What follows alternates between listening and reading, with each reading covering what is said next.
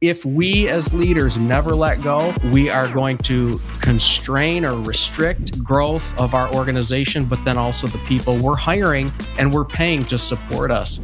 Talk a little bit more about why everyone should aspire to leadership versus just managing. Management is really about maintaining status quo. It's about keeping things the same in a spirit of efficiency and effectiveness. But those skill sets alone struggle when change is on the horizon. Leadership, it's about leading folks in times of change, through change, and navigating that in a way to figure out what the destination needs to be. As a manager, how can they lead with empathy rather than, manage within the guidelines? For one thing, I'd say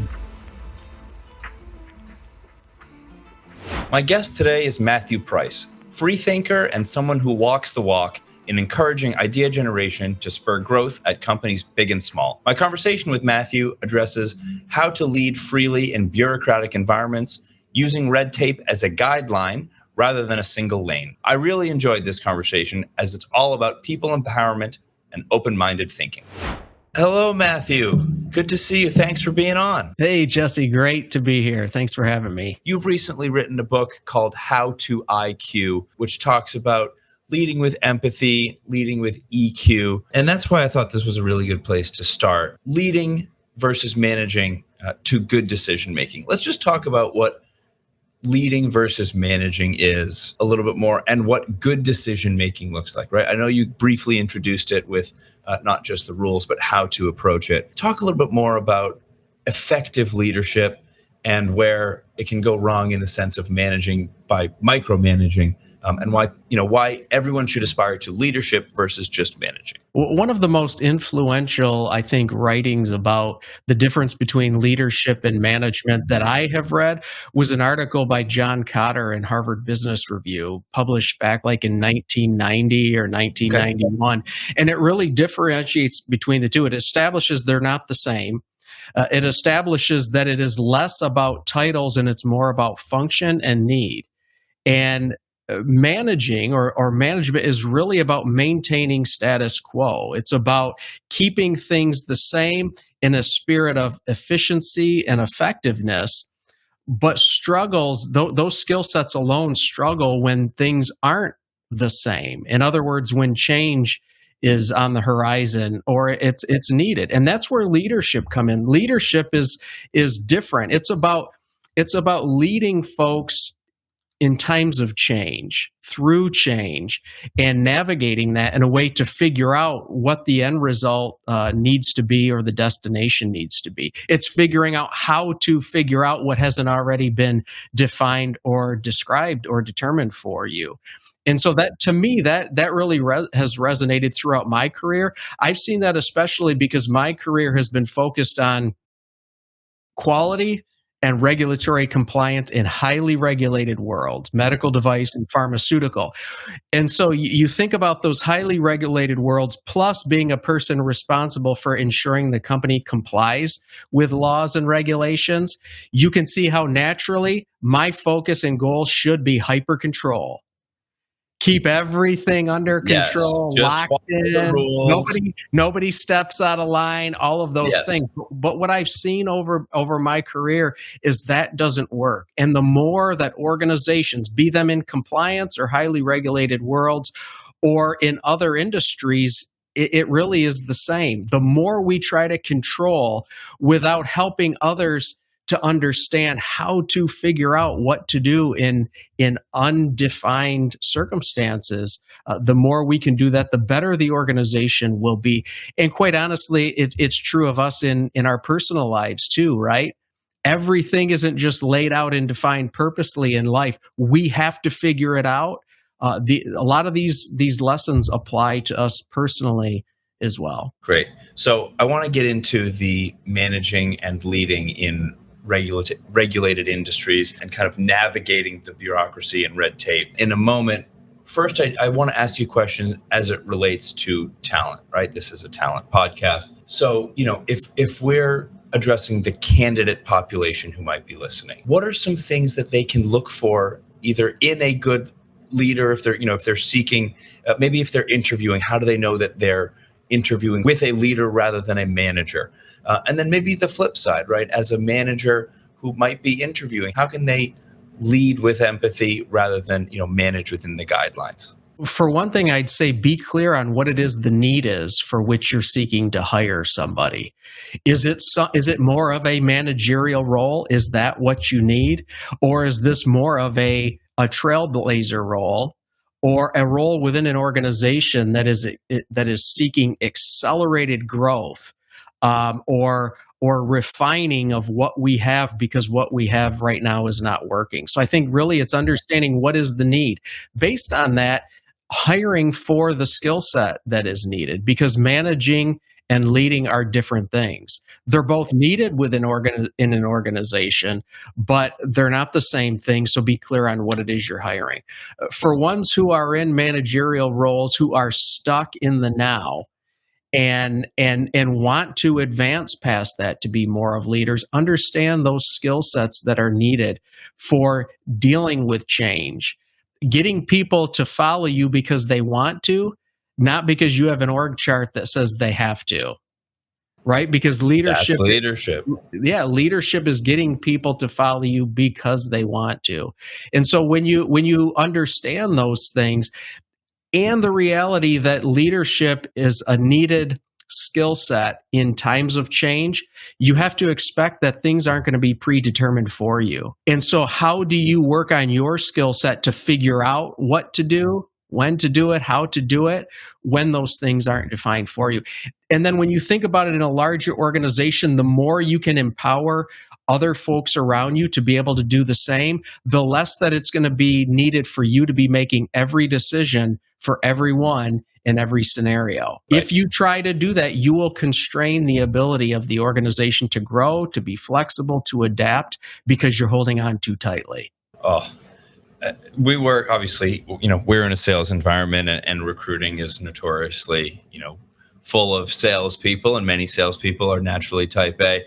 If I don't have a conversation at least once a week about delegation and letting go and just trusting those that you work with, and maybe not even just the delegation of a task, but in order to earn that trust or build that trust, it's okay to set some expectations and explain what you're looking for out of the people that you're working with so that you can feel more comfortable delegating, right? Absolutely. There's really a 3-step process in delegation, and really training folks and empowering folks. Number one is to show them how to do it, right? Or to explain the thought process that I personally would go through in making a decision. Then I would give them the opportunity to do it, to explain as I worked with them, to confirm, to validate, to calibrate their thought process in getting to the right answer, but then letting them do it, letting go. I liken it to teaching a child how to ride a bike. First you show them, then you allow them to while you're holding on the seat. But if you never let go of that seat, how foolish you're both going to look when that child is 30 years old, you're 60 and still holding on to the stinking seat. You got to let go. And it's the same with business. If we as leaders never let go, we are going to constrain or restrict growth of our organization, but then also the people we're hiring and we're paying to support us to do these things. That's a really great point, and I just want to, kind of summarize and highlight that before we move on to the regulated bit. If you're a candidate and you feel that constraint or constriction and restriction, I think it's really important to look for the opportunities to get out of that. And if you're interviewing, seeking the opportunities or asking the right questions that puts you in the environment to know that you're in a little bit more of a free, dare I say, entrepreneurial or at least trusted environment. They're probably not things that candidates think about often, right? While interviewing, they're thinking, can I nail the technical aspect? Am I the right fit for the job culturally? But from your perspective, what you're saying is it's really important to be aware that you're in an environment that allows for free flowing, trust building, and isn't a constrictive, micromanaging type of organization environment. Yeah, that's absolutely right. And here's the other reality. you can only control so much. I especially tell this to younger ones, younger just from an experience level, is that you can't control everything. There will be situations, there will be scenarios where you are working with or for somebody that has that tendency to be more of a controller than others. Okay. You can't necessarily control them, but you can influence them. And you can be mindful of not inadvertently giving them reasons to continue holding on or holding on tighter.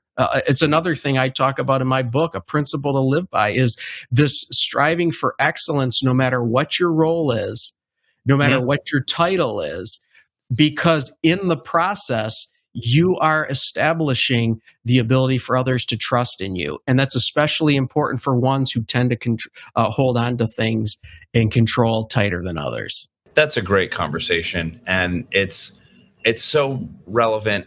It's industry agnostic. It's just relevant to anyone at any level, either in the position of leadership or management, or those aspiring to get there, or those who are working for those people right now. So that's just a really good conversation. So thanks for bringing that one up. I want to address the ability to lead and manage and essentially work in highly regulated industries and environments. Obviously, your experience is in medical device and pharmaceutical, big pharma. A lot of our audience is financial services, but there are parallels, right? Fortune 500s exist in both sectors. Bureaucracy and red tape exists in both sectors. Just generally, to start, talk a little bit about your experience working with leaders in bureaucratic environments and how they navigate that. Absolutely, and I'll add to that not only experience working with those big companies, but also the small and the mid-size along the way as they're getting to big companies. Sure, absolutely. The reality is, when companies are smaller, there are less people involved. There are fewer people that ultimately are guiding the ship. But as those organizations get larger, if that is not shared, it becomes brutally difficult for everybody, and not a fun environment to work and live in. And so the key is, one of the things I talk about in How to IQ is that you have to help the organization and the individuals within it understand the why. Understand the whys behind what we're doing, why we're doing it, why it is that we decided a certain way to handle things when we're smaller. So as we're scaling and as we're getting to larger, we don't just keep snowballing the effects of limiting that understanding of why, if that makes sense.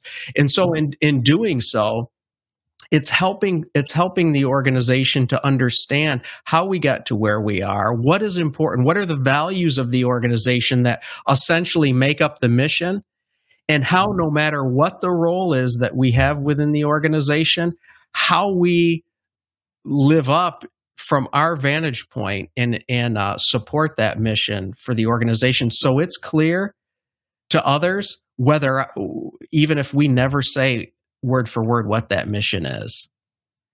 And so from a large company organization and one from a highly regulated space, the tendency is to define for everyone just so that we make sure we don't step out of line. That doesn't work.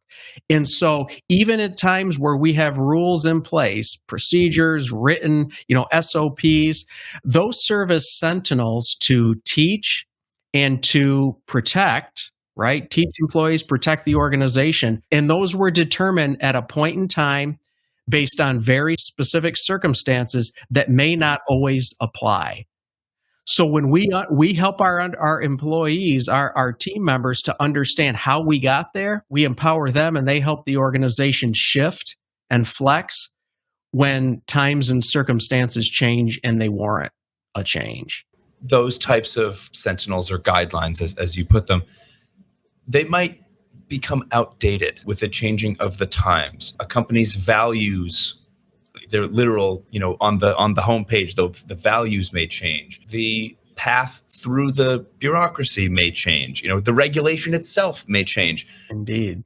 How do leaders navigate that? Obviously, there's only one chief human resources officer or one board that would deal with that kind of thing. But the individuals who are managing through that? How do leaders handle changing regulation and dealing with an updated or changing of the times? They need to understand as you mentioned, the values of the organization, the mission of the organization, but principles outdo rules in that they can be used and applied in any number of circumstances, and when the factors within those circumstances change, right? And I think being careful, I know HR sounds like it's a main topic or area of focus for you and the clients that you have, the work that you Sure. do.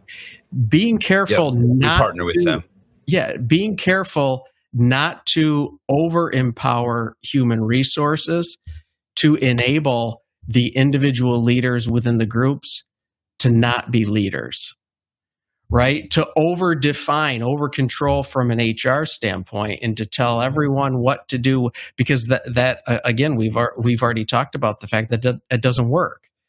And so having them be a support system, a shared service to the rest of the organization, rather than a dictatorial lead to the rest of the organization.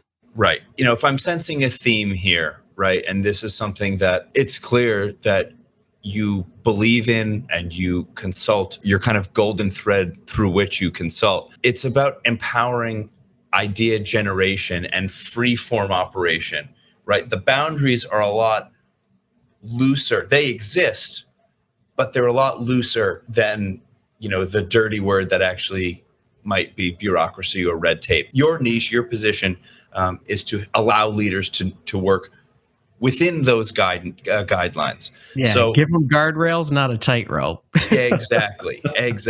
And to that point, do you think that there are that the bureaucracy or the direction, right, the guardrails exist in tech and tools? Is that HR policy?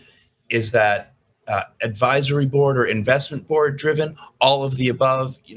What's your stance on that? I say it's absolutely all of the above, but it's doing so thoughtfully, right? And if you're encouraging the masses within the organization, and especially those assigned leadership roles, to understand the whys, you're enabling them to figure out what is the right thing when it comes to technology and how to use it, how to employ it or apply it to HR policy. Because conversely, if you're not, what you're actually encouraging these very folks to do is to not get it and not understand it. And I think that's pretty clear. That's not what any of us want to do, especially in a large organization that is nothing more than a collection of people supposed to be working toward a common goal or purpose. We almost made it through the whole episode without mentioning the magic word that I think it works its way into every single conversation in every industry, which is AI.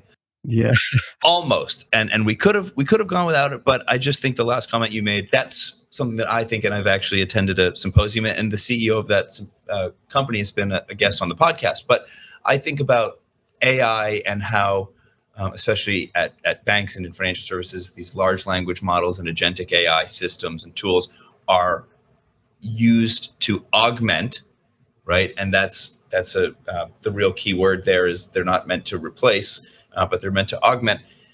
You kind of have to allow people to work with the tools and the AI systems that are being built. There's new developments in every week, it seems, but you can't constrict as much as you want to regulate the use of it, you can't constrict the use of it, because then you might not be maximizing the capabilities. Am I right? What's your take on that? You're absolutely AI right. as the example. You are absolutely right. And I get asked this a lot, especially as challenging as it can be to work in such highly regulated worlds like medical device, pharma. Yeah, I mean, quite frankly, even banking, especially with publicly held companies and the additional layers of regulatory tape that are placed on them. My stand on AI is this: so long as the user remembers that it's a tool and not a solution, I think we will all be better off. And especially because of what you just said, this is a new thing. It's a growing thing.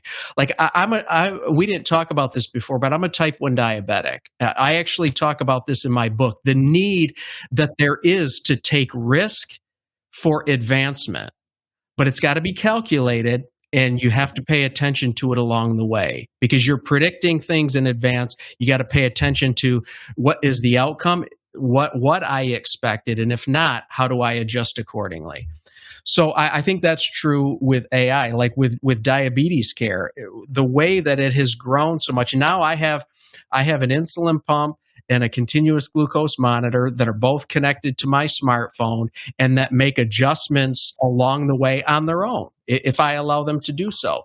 We would have never gotten there for us being for the industry to be hyper conservative and risk averse at all costs. That's true with AI as well. It seems like an incredible tool, but it's a tool, not a solution. Pay attention as you use it and don't assume the answer that you're getting is always correct. There has to be a measure of validation and calibration along the way. That said, I am absolutely not averse to it because I think it's got great potential in a lot of ways. I think that's a really nice way to close things out because it's a working example of what we just kind of summarized, right? Guardrails, not a tightrope. Encourage idea generation. As they say in Silicon Valley, fail forward, right? Mm-hmm. And I just love that that's how you think, and then that's how you consult, and that's how you run your business. So I love that. Just to close out with our segment, underhyped or overhyped, we're going to go back to the navigation of bureaucracy. Self-imposed red tape or defining for company operational functionality, underhyped or overhyped? I absolutely think it's underhyped, and specifically an understanding of the danger involved in hyper control, over definition, micromanagement, all of these things. Whereas that is the tendency, understandably so. We have to fight against it. We have to resist it. This is one of the main things I talk with clients about and help them through, is to break themselves away from those tendencies, because it is a danger to the organization when it comes to growth, when it comes to longevity, when it comes to losing the connection between who we are from a customer standpoint, who we're viewed to be versus who we think we are and we aspire to be as we execute our commissions in our organizations. So I have to agree with that. I don't know if I've ever taken a stance on an underhyped or overhyped before, but I have to agree with that. And the example that I just thought of, hearing you say that, was, again, given our role and the role that we play in our industries that we support, we are consultants. We call the people here that recruit for us consultants by trade, right? And I think often, without thinking that we're consulting, oftentimes we ask a question during a hiring process. Well, is there any flexibility, right? And maybe we mean it, are you willing to be flexible by raising the salary $10,000? Are you willing to be flexible by giving them an extra work from home day? But those are the confinements that a red tape led company might have come up with for themselves, right? Like, if you found the 10 out of 10 candidate and they're asking for some form of flexibility, if we're thinking in how to IQ, if we're thinking through the Matthew Price school of thought here, mm-hmm. lean into the challenging of flexibility. Is it going to make your organization better if you're willing to be flexible, not just in your hiring processes or your interview processes, but if you're just open-minded in general, and thinking, just opening up the thinking a little bit. Yeah. And I would say that's especially critical. And I've hired a lot of people throughout my career. I have fired more than I've enjoyed or wanted to hire. And what I've learned, I think to this point exactly, is when you are going through that process of hiring somebody, measure the person as a whole. Don't get hyper-focused on things like credentials. Don't get hyper-focused on things like the experience one has, because soft skills, I have found, it seems soft skills matter way more at times than hard skills do. What I have learned is that I can actually teach or train or send off to be educated on some of those harder skills, right? But the soft skills, man, those are not easy to help a person who's super rough around the edges to overcome at times. So measure the person as a whole. Consider all those things. Don't make it in your mind easier on yourself and think, well, because they check these boxes, they have these credentials, boom, they will be a great fit. No, they won't. Absolutely. Absolutely. So let's close out just with a couple fun questions. Obviously, other than How to IQ, what's a book that you've read recently that others might find influential, or just one that you've really enjoyed? I really like the character who is Winston Churchill. I actually have one of the stories about, or anecdotes about him in my book, because he is quite a character. I have a book, I don't remember the exact title of it, but it is a collection of really interesting stories about the man, the leader who was Winston Churchill. Highly recommend it. Quite a character. Historical, I'm in on anything historical, but effective historical leaders is a good place to start when you want to try and find success or talk about leadership rather than management. He certainly didn't manage his way through World War II. That's for damn sure. That's exactly right. I will also say I am a general fan of emotional intelligence discussion. Generally speaking, people's psychology and as natural tendencies and whatnot as it relates to business. Emotional intelligence, the first edition plus 2.0, and I see there's another one. I just saw it in the airport last night. I intend to read. I think they're really fascinating, not only for how you work with others, but if you're paying close attention, what you can learn about yourself that might be off-putting, that you might be able to enhance or correct to make your leadership better, but also others' experience of your leadership better. Really good. Really good. Okay, then last question. That's books. What about podcasts? Again, obviously, other than Searching Smarter, are you a podcast guy? Do you listen to podcasts and do you stick with the historical and emotional intelligence route there, or other stuff? I like I like good podcasts. And what I mean when people ask me what is your favorite music, I say only one kind of music: good music. Right, Yes. and that's good podcasts. I like podcasts that inspire people to think outside of their own box, especially the ones who think they have life and business all figured out. So a variety of podcasts on kind of like what we're talking about here, the resources that are human, how to find the right ones, but also organizations or people who are seeking to improve their own leadership skills and abilities. To me, those are the ones that resonate, that I find to be particularly interesting. Awesome. Well, thank you for being here. Thank you for your insights. This is my conversation with one of my favorite types of people, a baseball fan and an open-minded thinker. Please come back and be a guest anytime. Absolutely. You let me know and I will be here. Awesome. Thanks a lot, Matthew. Yeah, thanks, Jesse. That's all for today's episode of Searching Smarter. If you found this conversation valuable, be sure to subscribe so you don't miss an episode. Until next time, keep searching smarter.